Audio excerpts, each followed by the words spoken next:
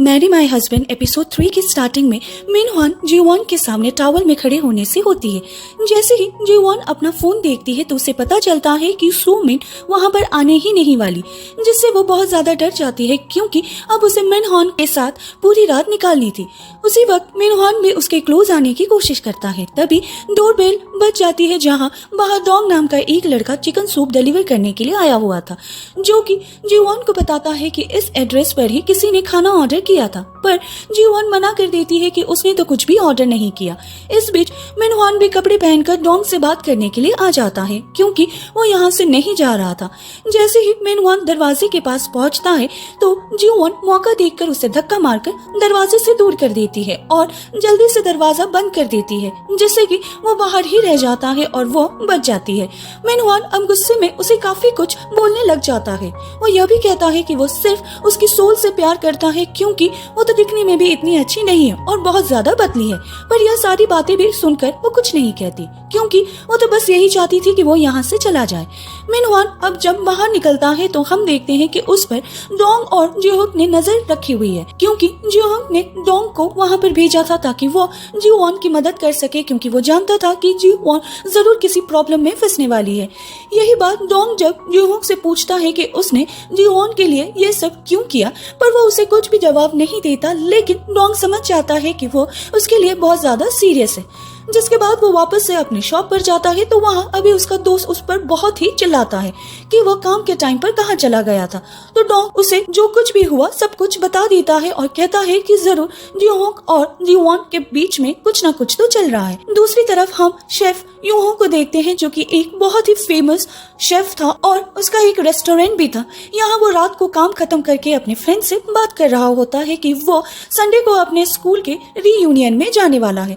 जिस पर उसका फ्रेंड थोड़ा सा सरप्राइज हो जाता है क्योंकि हाई स्कूल में एक लड़की ने यूहो को रिजेक्ट किया था, जिसकी वजह से उसका दिल टूट जाता है। इसीलिए वो आज तक सिर्फ अपने काम पर ही ध्यान देता है और लड़कियों से दूर रहता था। पर अब वापस से उसका स्कूल रीयूनियन में जाना और उस लड़की को फिर से देखना यूहो के फ्रेंड को थोड़ा सा अजीब लगता है, जिस पर वो कहता है कि उसे पिछले दिन यूहो नाम का एक लड़का मिला और उसने यूहो को पार्टी में जाने के लिए इंसिस्ट किया, जिस पर पहले तो उसने अपनी नकली एंगेजमेंट रिंग दिखाकर उसे मना कर दिया क्योंकि उसे लग रहा था कि यूहो उसे डेट पर बुला रहा है, लेकिन यूहो की हेल्प मांगने पर वो उसे हाँ कर देता है। हम यह भी देख पाते हैं कि जिस लड़की ने उसका दिल तोड़ा था और उसे रिजेक्ट किया था वो असल में सुमिन या फिर जीवॉन में से एक थी, पर इन दोनों में से वो कौन है यह हमें आगे पता चलेगा। इसके बाद जीवॉन अपने घर पर होती है और अगले दिन उसे रीयूनियन में जाना था, जिसकी वजह से वो काफी परेशान थी कि वो एक ही रात में अपना लुक कैसे चेंज करेगी और सुमिन को सबक कैसे सिखाएगी, क्योंकि ना ही उसे ठीक से मेकअप करना आता था और ना ही उसके पास इतने कपड़े थे जिन्हें पहनकर वो रीयूनियन में जा सके। देखते ही देखते रात भी निकल जाती है और रीयूनियन का दिन आ जाता है, जहां सुमिन जीवॉन को मैसेज करके बाकी दोस्तों से मिलने के लिए चली जाती है और उसके लुक्स को देखकर सभी लोग उसकी काफी तारीफ करने लग जाते हैं क्योंकि वो एक बहुत ही बड़ी कंपनी में काम करती थी। और यह सब सुनकर सुमिन में भी और ज्यादा कॉन्फिडेंस आ जाता है और वह अब जीवॉन को फंसाना शुरू कर देती है कि उसने ही जीवॉन को अपने रेफरेंस पर जॉब लगाया है और उसका मिनहवान पर क्रश था, जिसे सुमिन पसंद करती थी। यह सुनकर सुमिन के फ्रेंड वापस से जीवॉन की बुराई करने लग जाते हैं कि सुमिन अब भी उसकी इतनी अच्छी दोस्त, जबकि जीवॉन ने हमेशा उसको धोखा दिया। तभी जीवॉन सुमिन को कॉल करती है और बताती है कि वो रेस्टोरेंट पहुंच चुकी है, जिस पर सुमिन भी उसे अंदर आने के लिए कहती है क्योंकि वो जीवॉन को इंसल्ट फील करवाने के लिए और उसका मजाक उड़ाने के लिए वेट कर रही थी। लेकिन यहाँ पर तो उसकी एक्सपेक्टेशन से सब कुछ उल्टा ही हो जाता है क्योंकि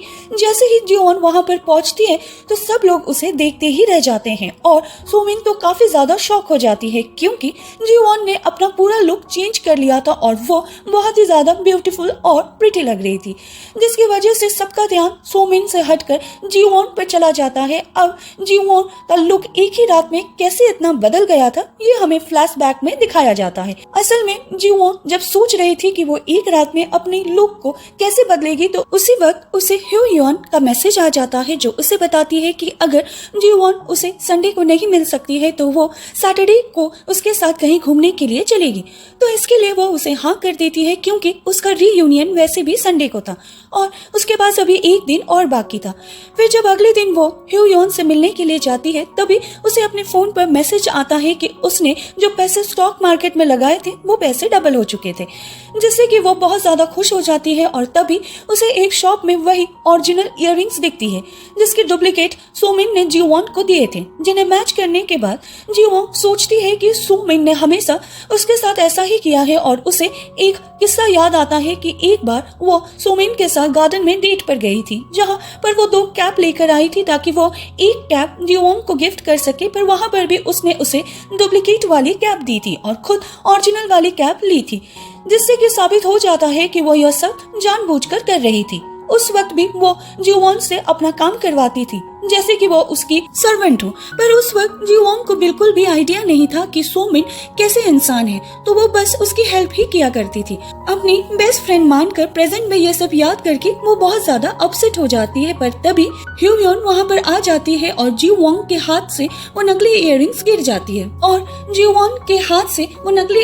गिर जाती है जिसे ह्यूयन भी देख लेती है और बोलती है कि यह इयररिंग्स तो डुप्लीकेट है। वो फिर उसे ओरिजिनल इयररिंग्स भी दिखाती है जो कि ह्यूयन के पास थे और उसने उन्हें पहना हुआ था। जिसके बाद ये दोनों साथ में लंच पर जाती है जहाँ जीवोन ड्रिंक कर रही थी। वो ह्यूयन से इस इंसिडेंट को शेयर भी करती है कि एक बार वो बहुत ज्यादा ड्रंक होकर किसी से टकरा गई थी और उसे हमेशा लगता है कि वो लड़का मिनहॉन था, पर असल में वो लड़का कोई और ही था। तभी ह्यूयन उसे याद दिलाती है कि उसे संडे को रीयूनियन में जाना है तो उसे ज्यादा ड्रिंक नहीं करनी चाहिए, पर जीवोन उसे बताती है कि वो रीयूनियन में नहीं जाने वाली है क्योंकि उसका स्कूल टाइम बिल्कुल भी अच्छा नहीं गया था और सभी लोग उसे बहुत ज्यादा बुली करते थे, यहाँ तक कि उसे कोई पसंद भी नहीं करता था। जिस पर ह्यूयन उसे समझाती है कि उसे रीयूनियन में जाना चाहिए और उन सभी लोगों से पूछना चाहिए कि वो किस रीजन की वजह से उसे बुली करते थे और वो भला क्यों उससे इतनी नफरत करते थे। जो बात जीवोन को भी समझ में आ जाती है और वो भी सोचती है कि आखिर सबने उससे एकदम से हेट करना क्यों शुरू कर दिया। जहाँ उसे यह भी याद आ जाता है कि जब वो पहले रीयूनियन में गई थी तब सभी लोगों से छुपने के लिए वो वॉशरूम में आ गई थी, लेकिन वहाँ पर भी कुछ लड़कियों ने उसकी बुराई करना शुरू कर दिया था और जब उन्हें पता चला कि वो भी टॉयलेट में बैठकर उनकी बातें सुन रही है तो एक लड़की लात मारकर जीवोन को टॉयलेट का डोर ओपन करती है और फिर यहाँ पर भी उसकी इंसल्ट करती है कि सोमिन उसके साथ इतना अच्छा बिहेव करती है लेकिन जीवोन हमेशा उसकी कॉपी करती है और उसके जैसे बनने की कोशिश करती है।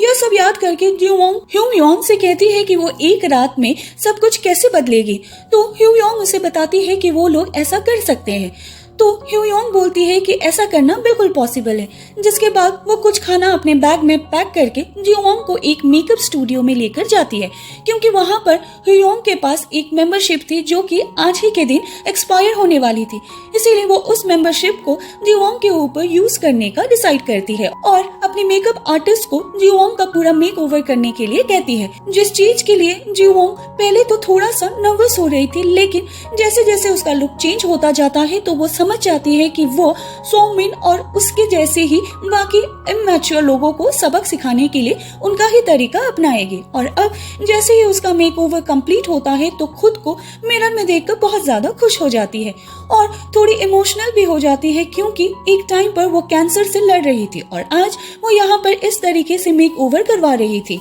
ह्यूयन फिर उसे और भी ड्रेसेस ट्राई करने के लिए कहती है और जीवोन अब हर ड्रेस में काफी सुंदर लग रही थी, जो देखकर ह्यूयन भी बहुत ज्यादा खुश हो जाती है और अब दोनों यहाँ से सीधा जीवोन के घर पर जाते हैं जहाँ बातें करते करते ह्यूयन को भी नींद आ जाती है तो जीवोन के घर ही रुक जाती है। रात को फिर जीवोन को कुछ अजीब सपना आना शुरू हो जाता है जिससे डर के उसकी नींद खुल जाती है, लेकिन जब वो देखती है कि ह्यूयन नींदों में भी खाने की बात कर रही है तो उसे देखकर वो स्माइल करने लग जाती है और वो उसे थैंक्स बोलती है क्योंकि उसी की वजह से वो इतना कुछ कर पाई थी। उसी वक्त उसे सोमिन का कॉल आ जाता है जो कि जीवोन से पूछती है कि आखिर उसने आज सोमिन का एक भी कॉल क्यों नहीं उठाया। तो जीवॉन उसे बताती है कि वो पूरे दिन ह्यूयॉन के साथ थी और अब भी वो उसके घर पर ही है। यह सुनकर सोमिन बहुत ज्यादा जेलस हो जाती है और उसे गुस्सा भी आ रहा था, पर वो खुद को शांत करती है और जीवॉन को अपना प्रेजेंटेशन उसे देने के लिए कहती है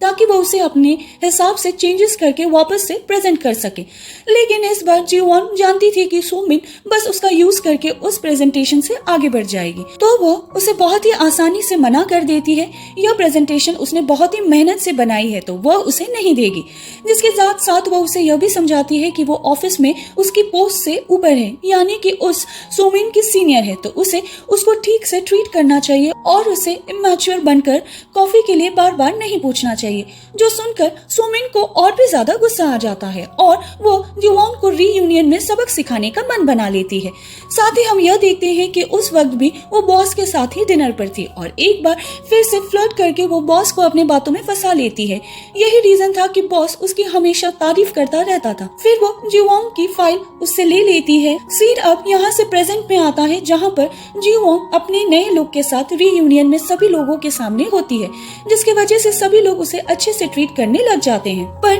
फिर भी एक लड़की जो कि उसे हमेशा से बुली करती थी, वो अभी भी जीवॉन को परेशान करना नहीं छोड़ती और कहती है कि भले ही वो इतनी चेंज हो गई हो, पर फिर भी उसने सोमिन को कॉपी करके उसकी जैसी ही इयररिंग्स पहने हुए हैं। और जब वो लोग ठीक से सोमिन और जीवॉन के इयररिंग्स को देखते हैं तो उन्हें पता चलता है कि जीवॉन के पास फर्स्ट कैटेगरी के ओरिजिनल इयररिंग्स थे और सोमिन के पास कॉपी वाले। अब यहाँ पर हमें फ्लैशबैक दिखाया जाता है कि असल में ह्यूयॉन्ग ने अपने इयररिंग जीवॉन को पहनने के लिए दिए थे, क्योंकि उसके पास फर्स्ट कैटेगरी के ओरिजिनल इयररिंग्स थे और सोमिन ने जो इयररिंग्स उसे दिए थे वो सबसे लास्ट कैटेगरी के थे, यानी कि उसने बस जीवॉन का मजाक उड़ाने के लिए उसे वो इयररिंग्स दिए थे। यहाँ तक कि वो खुद के लिए भी ओरिजिनल इयररिंग्स नहीं ला पाई, बल्कि उसने ओरिजिनल से थोड़ा सा चीप वाले खरीदे थे। अब क्योंकि वो एक्सपोज हो गई तो सभी के सामने सोमिन को भी वैसा ही फील करना पड़ता है जो कि पहले जीवॉन किया करती थी। और यह सब देखकर जीवॉन को बहुत ही ज्यादा रिलैक्स फील हो रहा था, क्योंकि उसका यह वाला बदला तो पूरा हो चुका था, लेकिन अभी काफी सारे बदले उसे लेने बाकी थे। सभी लोग अब सोमिन का मजाक बनाना शुरू कर देते हैं, जिस वजह से वो गुस्से में अपने इयररिंग्स भी उतार देती है। और जैसे कि पहले की तरह सारी चीजें रिपीट हो रही थी, तो पुराने टाइम की तरह जीवॉन वॉशरूम में जाती है, जहाँ वो बुली लड़की आकर अपनी फ्रेंड के साथ जीवॉन की बुराई करना शुरू कर देती है। और जब उन्हें पता चलता है कि जीवॉन भी अंदर ही है, तो वो टॉयलेट का दरवाजा लात मारकर खोलना शुरू कर देती है और उसका दरवाजा खोलने से पहले ही जीवॉन खुद ही लात मारकर उस लड़की के मुंह पर दरवाजा खोल देती है और उससे पूछते हैं कि आखिर उसने ऐसा क्या कर दिया कि वो लोग उसे इतना हेट करते हैं। इस पर वो लड़की कहती है कि उसने सोमिन की इयररिंग्स कॉपी की है, तो जीवॉन उसे सोमिन के दिए हुए इयररिंग्स और नोट बताती है। वो बोलती है कि सोमिन ने खुद उसे फेक इयररिंग्स गिफ्ट किए थे और जीवॉन ने बस ओरिजिनल वाले खरीद लिए। पर फिर भी वो बुली लड़कियां नहीं रुकती और वो कहती सोमिन से मिनहवान को छीन लिया और उसे अपना क्रश बना दिया। हाई स्कूल में भी जीवॉन ने ही योन और सोमिन का ब्रेकअप भी करवाया था, बल्कि सोमिन ने उसकी हेल्प की एक बड़ी कंपनी में जॉब पाने के लिए, जो सुनकर जीवॉन बहुत ज्यादा शॉक रह जाती है, क्योंकि उसे नहीं पता था कि सोमिन ने उन सभी लोगों को इतना कुछ झूठ बोल रखा था। इसीलिए वो सच्चाई उन लोगों के सामने लाने के लिए सबसे पहले उन्हें अपने कंपनी कार्ड दिखाती है और कहती है कि वो 7 सालों से उस कंपनी में असिस्टेंट मैनेजर है, जबकि सोमिन तो उस कंपनी में पिछले साल ही ज्वाइन हुई है, जिसका मतलब यह था कि जीवॉन ने उससे कंपनी के अंदर ज्वाइन होने में हेल्प की थी। और यह चीज प्रूफ भी हो जाती है, क्योंकि उन बुली लड़कियों में से एक लड़की ने सोमिन का कवर लेटर भी देखा था, जिस पर पिछले साल की डेट लिखी हुई थी। यह प्रूव होने के बाद जीवॉन उन्हें बताती है कि मिनहवान उसका बॉयफ्रेंड है और उसे उसी वक्त कॉल भी लगाती है, जहां सभी लड़कियां मिनहवान को हाई बोलती है और मिनहवान उन सभी को बताता है कि वो जीवॉन का बॉयफ्रेंड है और वो उन सभी का उसका ध्यान रखने के लिए भी कहता है, जो कि वो सब बस उन लड़कियों को इम्प्रेस करने के लिए झूठ बोल रहा था। पर इससे सोमिन का झूठ उन सभी के सामने आ जाता जाता है। यह सब बोलकर जीवोंग तो यहाँ से चली जाती है, लेकिन वो बुली लड़की फिर भी जीवोंग को सभी के सामने रोक देती है और उससे कहती है कि उसने तो यूहो के साथ ब्रेकअप करने के लिए सोमिन को कहा था। तो जीवोंग सीधा सीधा सोमिन से पूछ लेती है कि क्या उसने यूहो को डेट किया था। तो सोमिन यहाँ पर वापस से झूठ बोलने लग जाती है कि उसने यूहो को डेट किया, पर उसने यह बात जीवोंग से सीक्रेट रखी थी, जो सुनकर सोमिन के सामने सभी का यह सच भी बाहर आ जाता है कि अगर जीवोंग को उसके रिलेशनशिप के बारे में पता ही नहीं था तो उसने भला उसको डंप करने के लिए कैसे कहा। लेकिन अब भी वो लड़की जीवोंग को ही गलत बता रही थी, जिस पर जीवोंग कहती है कि उसने सिर्फ सोमिन की झूठी बातों की वजह से ही जीवोंग को 3 सालों तक स्कूल में बुली किया, जबकि उसने उसके साथ कुछ भी गलत नहीं किया था। और